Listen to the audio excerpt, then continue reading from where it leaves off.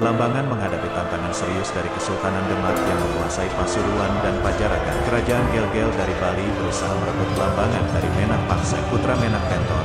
Pada tahun 1597, pasukan Pasuruan menyerang Blambangan. Namun Blambangan berhasil mengatasi tantangan ini. Internal Blambangan kemudian dilanda kekacauan dan muncullah Menak Pati atau Sang Dipati Lampor bersama putranya, Menak Lumpang. Selamat datang di saluran YouTube Taksakaseta. Saya harap Anda dalam keadaan baik dan siap untuk menyelami sejarah yang terjadi di masa lalu yang menarik bersama kami. Di sini, kami akan menjelajahi berbagai topik sejarah dan berbagi kisah-kisah sejarah yang luar biasa. Jangan ragu untuk berinteraksi melalui kolom komentar dan jangan lupa untuk tekan tombol subscribe, agar tetap terhubung dengan konten-konten menarik di masa mendatang. Mari kita mulai petualangan ini dan saya harap Anda menikmati setiap momennya. Kerajaan Blambangan, yang juga dikenal sebagai Balambangan atau Belambangan, merupakan sebuah entitas penuh warna yang melambangkan keberagaman dan keindahan di ujung timur Pulau Jawa. Seiring berjalannya waktu, kerajaan ini mengalami perjalanan panjang dengan pusat pemerintahannya yang berpindah-pindah di sekitar tapal kuda, menciptakan jejak bersejarah yang menakjubkan. Kepemimpinan dalam kerajaan ini dipegang oleh raja-raja keturunan dinasti Majapahit, memberikan sentuhan kemegahan dan kebanggaan. Awal mula kerajaan Blambangan dapat ditelusuri hingga masa pemerintahan Arya Wiraraja dan Punambi pada tahun-tahun 1293 sampai tahun 1316, ketika Blambangan menjadi bagian dari wilayah Lamajang Tigangjuru. Wilayah ini, yang melibatkan dua kadipaten lainnya, yaitu Sadeng di Puger, Jember, dan Keta di Besuki, Situbondo, pada saat itu dipimpin oleh Lamajang Tigangjuru dengan ibu kota di Lamajang, Lumajang. Namun, karena tidak terlibat dalam Perang Nambi, 1316, dan Perang Sadeng Keta, 1318, Kerajaan Blambangan diberikan status istimewa sebagai perdikan Sima oleh Prabu Jayanagara, Raja kedua Majapahit. Pada tahun 1352, Kerajaan Blambangan mengalami perubahan penting dengan kedatangan adipati baru dari Terah Kepakisan Kediri, yang bernama Siradalem Sri Bima Cili Kepakisan, tahun 1352 sampai tahun 1406. Periode ini menjadi tonggak bersejarah yang melihat kerajaan Blambangan bersama Pasuruan, Sumbawa, dan Bali dalam ikatan yang kuat di bawah kepemimpinan Adipati Sri Bima Cili Kepakisan. Ketika kehancuran Majapahit terjadi pada tahun 1478, dan kerajaan-kerajaan vasal seperti Kesultanan Demak, Kerajaan Bali, Kadipaten Surabaya, Kesunanan Giri, Kesultanan Cirebon, serta Kerajaan Blambangan memilih untuk memperoleh kemerdekaan mereka sendiri. Suatu era kebebasan dimulai. Mereka menolak mengakui kekuasaan pemberontak yang mendirikan kerajaan baru di Keling Kediri, yang dikenal sebagai Kerajaan Daha. Pada tahun 1527, Raja Majapahit Daha Girindrawardana Dyah Ranawijaya, yang terusir akibat serangan Sultan Trenggana dari Kesultanan Demak, menemukan perlindungan di Panarukan, Situbondo, di wilayah utara Kerajaan Blambangan. Peristiwa ini menjadi salah satu titik penting dalam sejarah Kerajaan Blambangan, yang memberikan kontribusi besar terhadap keberlanjutan dan kekuatan mereka. Dengan jejak bersejarah yang kaya, Kerajaan Blambangan tetap menjadi bagian tak terpisahkan dari warisan budaya dan sejarah Nusantara. Kisahnya mencerminkan keberanian dan ketahanan dalam menghadapi perubahan zaman, sementara warisannya tetap hidup dalam berbagai aspek kehidupan masyarakat di ujung timur Pulau Jawa. Diceritakan dalam Babat Sembar, Kerajaan Blambangan memulai perjalanan sejarahnya dengan Mas Sembar sebagai penguasa pertamanya, yang menjadikan Semboro, di Jember, sebagai ibu kota, berlokasi di sebelah timur wilayah ayahnya, Lembu Miruda, Lumajang. Blambangan menjadi saksi perkembangan yang menarik menjelang awal abad ke-15. Pada tahun 1489, putra Mas Sembar, Bima Koncar, tampil sebagai penguasa Blambangan kedua yang memerintah hingga 1501. Melalui laporan Tome Pires, kita mengenal Bima Koncar memiliki putra bernama Pate Pintor, Menak Pentor, yang memimpin Blambangan antara tahun 1501 sampai tahun 1531. Di bawah kepemimpinan Menak Pentor, Blambangan berkembang menjadi kerajaan yang kuat, kaya, dan makmur. Wilayahnya meluas dari Kenjetam, Keniten, Pasuruan Timur, hingga Supitan Blambangan, sekarang Selat Bali, di ujung timur Pulau Jawa. Keberadaan Blambangan semakin diperkuat dengan pelabuhan-pelabuhan terkenal seperti Panarukan, di Situbondo, Ulu Pangpang, di Muncar, dan Puger. di Jember, yang mengelilingi kerajaan ini dari 3 sisi. Namun, pada tahun 1545, Blambangan menghadapi tantangan serius dari Kesultanan Demak yang menguasai Pasuruan dan Pajarakan. Meskipun berhasil bertahan selama 100 hari dikepung, Panarukan tetap kokoh. Bahkan Sultan Trenggana sendiri terbunuh di dekatnya pada tahun 1546.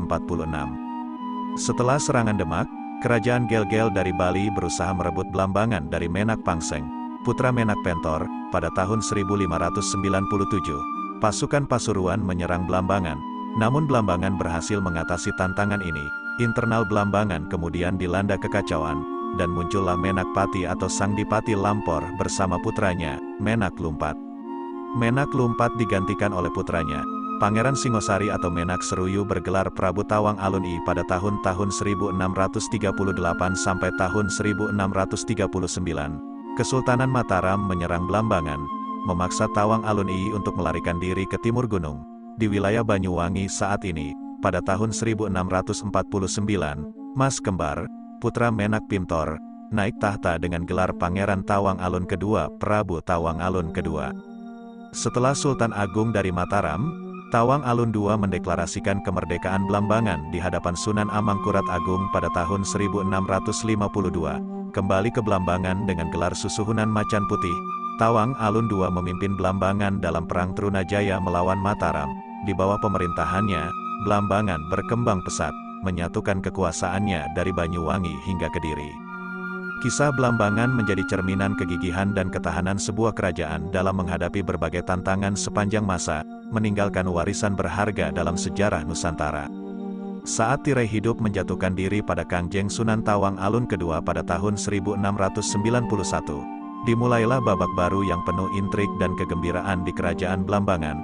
Namun, kejayaan dan perpecahan pun turut meramaikan panggung sejarah, ketika Pangeran Senapati Sasranagara dengan cepat merebut tahta tanpa musyawarah dengan adik-adiknya, lalu berhurulah perang saudara yang membawa tragedi bagi Sunan Macan Putih kedua.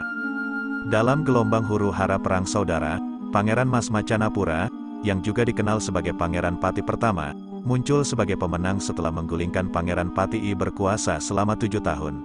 Pangeran Mas Purba, yang kemudian memilih gelar Prabu Danureja, melihat kedaton Macan Putih merana akibat perang saudara yang tak terelakkan.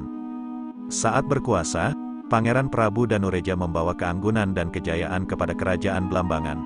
Pernikahannya dengan Mas Ayu Gading, putri Untung Suropati dari Pasuruan, melahirkan 2 putra, Pangeran Mas Noyang, Pangeran Prabu Danuningrat, dan Pangeran Putra kedua, Wong Agung Wilis. Namun, kejayaan ini ternyata hanya menjadi awal dari drama penuh intrik di Kerajaan Blambangan.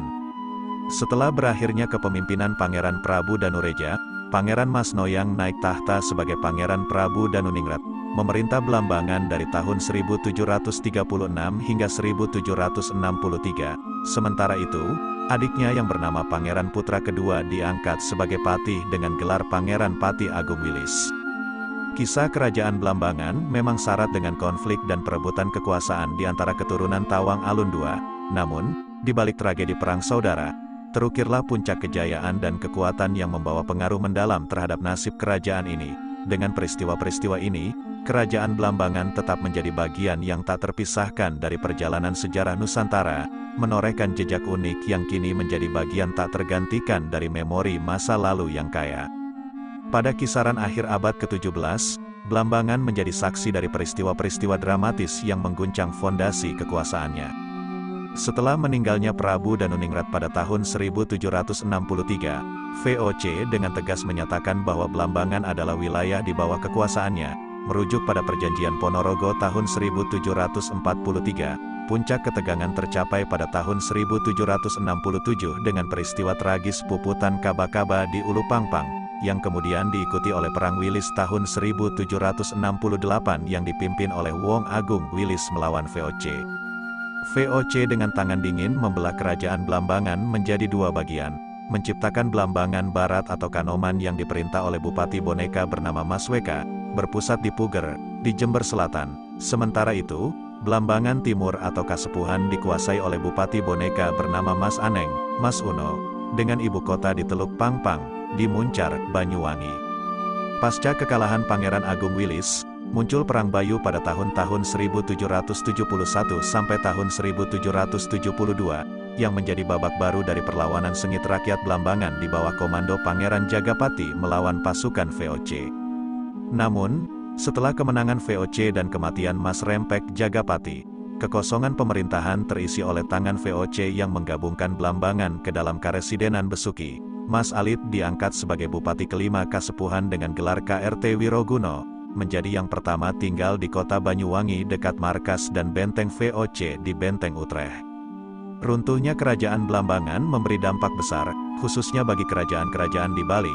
Para Raja Bali meyakini bahwa leluhur mereka berasal dari Jawa Majapahit, sehingga masuknya Blambangan di bawah kekuasaan VOC membuat Bali merdeka dari pengaruh Jawa. Peristiwa bersejarah ini membawa perubahan besar dalam lanskap kebudayaan di wilayah tersebut, menandai akhir dari kejayaan Blambangan dan awal dari era baru di Kepulauan Nusantara. Terima kasih telah menonton video kami di saluran YouTube Taksakaseta. Kami harap Anda menikmati cerita sejarah yang kami bagikan. Jangan lupa untuk selalu mendukung saluran kami dan aktifkan pemberitahuan agar tidak ketinggalan video menarik lainnya. Sampai jumpa di petualangan kisah-kisah sejarah selanjutnya. Salam pecinta sejarah dari Taksakaseta.